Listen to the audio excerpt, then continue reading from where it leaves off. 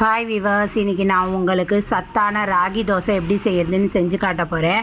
அதுக்கு ராகி, வரகு, உளுந்து, வெந்தயம் நாளையும் நல்லா 5 மணி நேரம் ஊற வச்சுக்கோங்க. ஊற வச்சு அதை நீங்கள் நல்லா எப்பயும் இட்லிக்கு போடுற அளவே போடுங்க. போட்டு நல்லா ஊற வச்சதுக்கப்புறம் அதில் இஞ்சி, பூண்டு, பெருங்காயம், வெங்காயம், வத்தல், உப்பு இது எல்லாத்தையும் போட்டு நல்லா அரைச்சி மாவை ரெடி பண்ணி வச்சுக்கோங்க. இதை நீங்கள் உடனே சுடலாம். மாவு புளிச்சு இட்லி மாவு மாதிரி தோசை மாவு மாதிரி புளிச்சா தான் இந்த தோசை செய்யணும் அப்படிங்கிற அவசியம்லாம் கிடையாது. நீங்கள் அரைச்சிங்கன்னா அரைச்சி முடித்து உடனே கூட இந்த தோசையை சுட்டு எடுத்துடலாம். இந்த தோசை நல்லா மொறுமொறுனும் நல்லா சாஃப்டாகவும் இருக்கும்.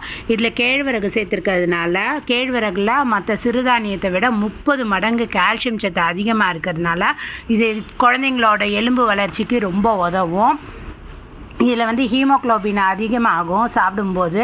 மாத்திரை ஹீமோக்ளோபினுக்கு போடுறவங்களுக்கு பதிலாகவே நீங்கள் இந்த மாதிரி இதை சாப்பிட்டீங்கன்னா உங்கள் ஹீமோக்ளோபின் லெவல் கூடுறத நீங்கள் பார்க்கலாம். இது நல்ல ஒரு சத்தான காலை உணவு. நீரிழிவு நோயாளிகளுக்கு புண்ணு வரும் இல்லைங்களா, அந்த புண்ணை சீக்கிரமாக ஆற்றக்கூடியது கேழ்வரகு. அது மட்டும் இல்லாமல் புற்றுநோய் செல்களை சேதமடைகிறதுனால வரக்கூடிய முதுமை தோற்றத்தை இது தவிர்க்கும். அதே மாதிரி கெட்ட கொழுப்பு உடம்புல இருக்க கெட்ட கொழுப்பை குறைச்சி இது இதய நோய் வராமல் தடுக்குது. இப்போ நீங்கள் மாவை ரெடி பண்ணிட்டீங்க. தோசை கல்லில் நல்லா நான் தேங்காய் எண்ணெய் தான் யூஸ் பண்ணுறேன். தேங்காய் எண்ணெயை ஊற்றி நல்லா ஒரு தோசைக்கு லைட்டாகவே கொஞ்சமாக ஒரு கரண்டி மாவு எடுத்து நல்லா ஊற்றி நல்லா மூடி வச்சு சுடுங்க. இது நல்லா மொறுன்னு சாப்பிட்றதுக்கும் நல்லா கிறிஸ்பியாக இருக்கும்.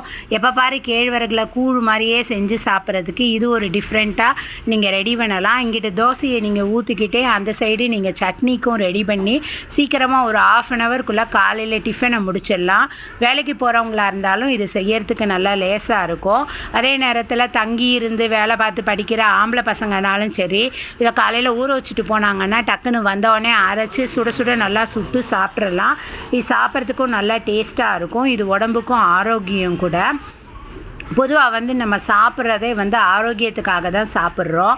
அதனால் நம்ம நல்லா ஹெல்த்தியான டிஷ்ஷாக சாப்பிட்டா உடம்புக்கும் நல்லா ஆரோக்கியம், தெம்பு கிடைக்கும். நல்லா நம்மளால் வேலை பார்க்க முடியும். நம்மளுக்கு உடம்புல டயர்ட்னஸ் இருக்காது.